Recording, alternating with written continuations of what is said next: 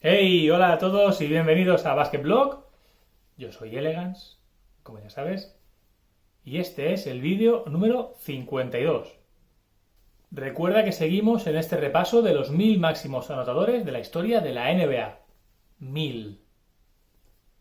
Y como no tenemos intro, vamos a pasar directamente ya a lo que nos ocupa. Pero antes, recuerda, suscríbete al canal, dale al like, activa la campanita, comparte y comenta. Y como ya viene siendo costumbre en todos nuestros vídeos, este cliché antes de empezar, este gesto ya reconocible a nivel mundial ya. Tú vas a cualquier país del mundo y lo haces y ya sabes, hostia, Basket Blog. Dicho esto, empezamos. Y empezamos el bloque de hoy en el que te traigo 4 jugadores. El primero en el número 157, donde tenemos a Hersey Hawkins, alias Hawk. Se rascaron ahí el cerebro, ¿eh? Vale. Hawkins jugó desde 1988 hasta el año 2001. Disputó un total de 983 partidos y anotó 14.470 puntos a lo largo de su carrera en temporada regular. Medía 1,91 m y jugaba de base. Antes de llegar a la NBA estuvo en la Universidad de Bradley 4 temporadas jugando con los Braves. Su media en esos 4 años fue de 24,1 puntos y 6,5 rebotes por partido. Pero en su última temporada sus números fueron brutales. 36,3 puntos, 7,8 rebotes y 3,6 asistencias por partido. Y por ello fue elegido el mejor universitario de aquella temporada. Participó en los Juegos Olímpicos de Seúl 1988, con la selección de Estados Unidos, en baloncesto evidentemente, y obtuvo la medalla de bronce. En aquella selección hay gente también como David Robinson. Y esa fue la última selección universitaria no profesional que llevó a los Estados Unidos a los Juegos Olímpicos. Desde entonces siempre fueron jugadores profesionales. Recuerda que la primera vez que fueron todos juntos fue el Dream Team en Barcelona 92. Hawkins se presenta al draft de 1988 y lo escogen Los Ángeles Clippers en la 6ª posición, pero lo traspasan al momento a los Philadelphia 76ers. Ya en su primera temporada obtiene unos números bastante interesantes, más de 15 puntos y 3 asistencias por partido.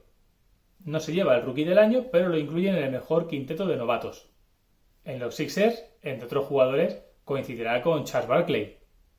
De hecho, Hawkins era la segunda opción en ataque después de Charles Barkley. Allí pasa 5 años y en 1993 lo traspasan a los Charlotte Hornets, donde estuvo 2 campañas y tuvo números bastante aceptables. Pero fue traspasado a los Seattle Supersonics, equipo en el que obtuvo sus mayores logros. Allí coincidió, entre otros, con Detlef Schrempf, Gary Payton, Shawn Kemp. Y en 1996 llegaron a las finales de la NBA, donde cayeron, no sin polémica, ante los Chicago Bulls. Siempre cuando sale algún jugador, como te he comentado antes, en Payton o en Schrempf o en Kemp, y te he comentado estas finales, suelo comentar que hubieron decisiones polémicas, decisiones arbitrales. Pero bueno, 4-2 para Chicago, así que Seattle se quedó sin su anillo en los 90. Posteriormente, en 1999, ficharía por Chicago Bulls, pero estuvo lesionado y no pudo destacar como era de esperar en él. Y en 2000-2001 decidió poner punto y final a su carrera jugando una última temporada en los Charlotte Hornets. Hawkins fue también conocido por ser un muy buen defensor y tener un buen tiro de larga distancia. Y acabó su carrera con una media de 14,7 puntos por partido. En el número 158 tenemos a Ricky Pierce. Pierce jugó desde 1982 hasta 1998. Disputó un total de 969 partidos y anotó 14.467 puntos. Medía 1,93 m y jugaba en la posición de escolta. Antes de la universidad jugó en el Instituto Garland, en la High School Garland. Luego dio el salto al baloncesto universitario en la Universidad de Walla Walla, es decir, en Walla Walla Community College. Walla Walla. Y luego estuvo 3 temporadas más en la Universidad de Rice, jugando para los Owls, aunque no se graduó hasta el año 2012 y se graduó en Arte en Kinesiología. Sí, yo también he puesto esa cara. Kinesiología. Bueno, pues se presenta al draft de 1982 y lo escogen los Detroit Pistons en el puesto número 18. De Detroit pasará a San Diego, de San Diego a Milwaukee, donde se suele ubicar mejor a este jugador, de Milwaukee a Seattle, de Seattle a Golden State, de Golden State a Indiana Pacers, de ahí a Denver Nuggets, de ahí a Charlotte, luego un añito que cruzó el charco para jugar en el AEK Atenas y vuelve a la NBA para retirarse jugando nuevamente para Milwaukee Bucks. Allí en Milwaukee fue elegido en 2 ocasiones como sexto hombre de la temporada, es decir, el mejor suplente.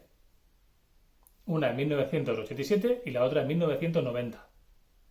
Y en 1991, jugando para Seattle Supersonics, obtuvo el récord de tiros libres anotados consecutivamente, de forma seguida, sin fallar, con 75. Mi récord eran 47, o 45, o 44. Ya no me acuerdo. 44, 45 o 47 eran. Sí. No está mal, ¿eh?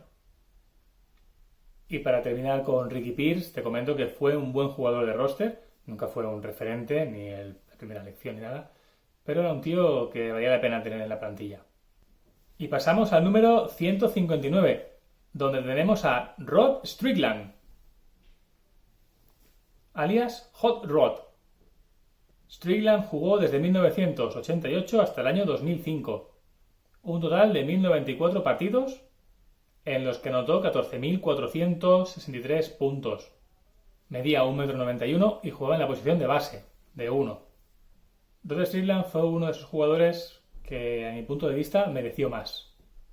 Antes de la NBA estuvo 3 temporadas con los Blue Demons de la Universidad de DePaul. Jugaron 3 ediciones consecutivas de la NCAA y en 2 de ellas llegaron a los octavos de final. Su promedio en la época universitaria fue de 16,6 puntos y 6,4 asistencias por partido. Se presenta al draft de 1988 como Hersey Hawkins y lo escogen en el puesto número 19. El equipo de la Gran Manzana, los New York Knicks. Esto no tenía mucho sentido porque New York Knicks se tenía al número 1 del draft del año anterior, que era Mark Jackson, y también jugaba en la posición de base. Pese a eso, se coló en el segundo quinteto de rookies, de novatos, de la temporada. Pero la temporada siguiente los New York Knicks deciden traspasarlo a San Antonio Spurs a cambio de Maurice Cheeks, ya que Maurice era veterano y podía ocupar bien el papel de segundo base de la plantilla. En San Antonio estuvo 2 temporadas y media, donde se hizo con el puesto de base titular y obtuvo muy buenos números y buenos porcentajes, siempre con más de 13 puntos y 8 asistencias de promedio por partido. Pero lamentablemente tuvo varias lesiones que le hicieron perderse 50 partidos en esas 3 temporadas, 2 y media. Cuando se convirtió en agente libre, firmó por los Portland Trail Blazers. Estuvo 4 temporadas en la franquicia de Oregón. Allí en Portland coincidió con otro muy buen base, con Terry Porter, de que también te he hablado. Y sus promedios fueron de 17 puntos y 8,6 asistencias por partido. Pero la franquicia de Oregón lo traspasa a los Washington Bullets y allí en su primera temporada conseguirá que el equipo de la capital llegue a los playoffs por primera vez en 8 años. La temporada 1997-1998 fue la mejor de su carrera. En ella anotó casi 18 puntos por partido y consiguió 10,5 asistencias, lo que le valió para ser el máximo de asistencia de la liga. Pese a esos logros, no fue elegido para disputar el All-Star Game, y su enfado le llevó a decir que no se presentaría aunque fuera elegido la temporada siguiente. Las temporadas siguientes sus números siguieron siendo bastante buenos, pero el equipo no obtenía buenos resultados. Así que la plantilla rescindió su contrato y en marzo volvió a los Portland Trail Blazers de nuevo como agente libre. Pero en Portland tuvo que conformarse con ser el tercer base por detrás de Damon Stoudemire y de Greg Anthony. La temporada 2001-2002 firmó por los Miami Heat y pese a tener 35 años, tuvo un espacio en el 5 inicial y promedió más de 10 puntos y más de 6 asistencias por partido. Pero no fue renovado para la temporada siguiente. Así pues, las últimas 3 temporadas que estuvo en la NBA, jugó para otras franquicias, pero siempre con contratos temporales. Estuvo en Minnesota Timberwolves, estuvo en Orlando Magic, estuvo en Toronto Raptors y también en Houston Rockets, donde daría por finalizada su carrera como jugador profesional de baloncesto, su carrera en la NBA. Al final estuvo 17 temporadas en la NBA, con unos promedios de 13,2 puntos y 7,3 asistencias. De hecho, en el momento de su retirada estaba entre los 20 máximos en asistencias de toda la historia de la liga. Y para acabar el bloque de hoy de 4 jugadores, te presento en el número 160 a Nate Thurmond, Nate the Great. Thurmond jugó desde 1963 hasta 1977, un total de 964 partidos, en los que anotó 14.437 puntos. Thurmond está considerado como uno de los mejores defensores de la historia de la NBA. Medía 2,11 metros y jugaba en la posición de 5, aunque ahora te explicaré que no siempre jugó en esa posición. Y ten en cuenta que coincidió en el tiempo con jugadores como Bill Russell, Bob Pettit, Kareem Abdul-Jabbar o Wilt Chamberlain. Su época universitaria la pasó en Bowling Green State, donde estuvo 3 temporadas. Sus números en esas 3 temporadas fueron de 17,8 puntos y 17 rebotes por partido. Se presenta al draft de 1963 y lo escogen en tercera posición los San Francisco Warriors. Sus inicios en la liga fueron bastante complicados, como diríamos ahora, tuvo bastante hate. Siempre lo comparaban con los grandes pivots que dominaban la liga. De hecho, coincidió con Chamberlain en los Warriors. Y claro, no pudo jugar de 5, tuvo que jugar exterior. Esto cambió cuando Wilt Chamberlain en 1965 fue traspasado a Filadelfia.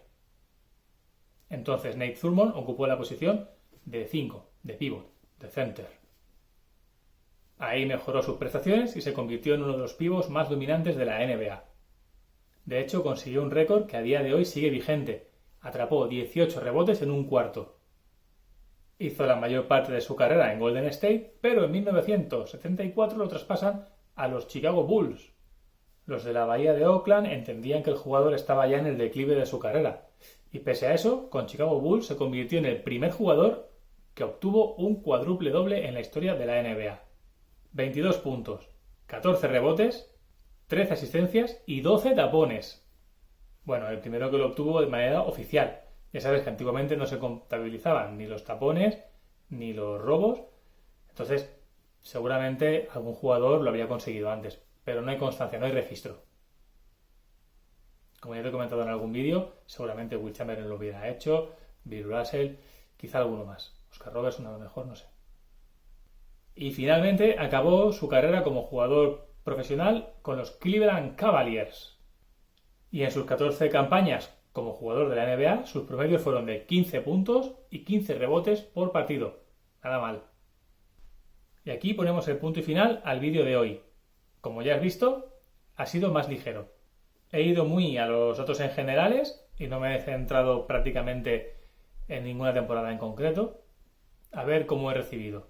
Déjame en comentarios qué opinas. También es verdad que a medida que avanzamos en el ranking es más difícil encontrar un jugador que tenga una relevancia importante. Pero bueno, ¿qué opinas de este formato? Algunos de los seguidores del canal me comentan personalmente que les gusta porque conocen jugadores que no conocían de otras maneras y que los ubican, por ejemplo, cuando juegan al NBA 2K, no sé qué y tal, ¿no? Juegos de la Play. A las videoconsolas. A las maquinitas. Y me comentan, ¡hala! Hay muchos jugadores de los que hablan que salen en los All-Stars de los equipos antiguos y cuando hacen, pues, los mejores jugadores de la franquicia. No, claro, evidentemente. Han sido los más grandes. Bueno, pues como os he dicho, hasta aquí el vídeo de hoy. Me despido de vosotros, no sin antes recordaros que os suscribáis al canal, que activéis la campanita, que le des al like, que compartáis el vídeo y que por favor comentéis. Si tenéis algo que comentar, bienvenido sea. Hace mucho que no te recuerdo que tenemos un Patreon, por si quieres hacer donaciones, no de sangre. ¿Eh? pasta para que podamos mejorar nuestro equipo. Fíjate tú, micrófono de última generación. El público que está por aquí se está aguantando la risa porque si no ya sería esto... Paramount Comedy. Pues eso, lo dejamos aquí. Y te recuerdo, entrena duro, sé intenso, pero sobre todo limpio y elegante. Yo soy la cara visible del canal de Basket Blog y te doy las gracias por haber llegado hasta aquí y por seguir a nuestro lado. Esperamos seguir creciendo y poder acompañarte muchos años más. Y no te olvides que nos vemos la semana que viene en el próximo vídeo, en el próximo partido. ¡Hasta la vista!